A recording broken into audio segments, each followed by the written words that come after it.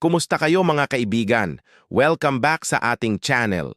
Ngayon, pag-uusapan natin ang isang napakagandang tanong na marami sa atin ang gustong malaman ang sagot.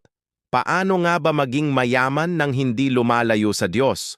Alam niyo, ang kayamanan kung minsan ay nagiging dahilan para makalimot tayo sa mga mas mahahalagang bagay sa buhay. Pero hindi dapat ganoon, di ba? Tandaan niyo ang sinabi sa Mateo 19:23-26. Doon, binanggit ni Jesus na mahirap para sa isang mayaman na makapasok sa kaharian ng langit. Parang imposible nga, di ba? Pero ang mahalaga doon, hindi yung kayamanan mismo ang problema, kundi kung paano natin ito hinahawakan at kung ano ang prioridad natin sa buhay. Ang susi ay ang pagiging mapagkumbaba. Kahit gaano ka pa kayaman, hindi dapat mawala ang humility sa puso mo. Ang tunay na kayamanan ay hindi lang nasusukat sa dami ng pera o ari-arian mo, kundi sa kabutihan ng puso mo at kung gaano ka ka-connected sa Diyos at sa kapwa mo. Isipin mo, ang pagiging mapagkumbaba ay parang pundasyon ng isang matibay na bahay. Kahit ano pa ang taas at laki ng bahay, kung mahina ang pundasyon, guguho ito.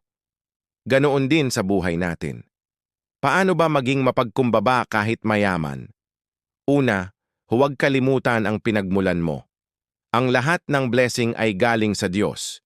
Ikalawa, gamitin ang kayamanan mo para makatulong sa iba.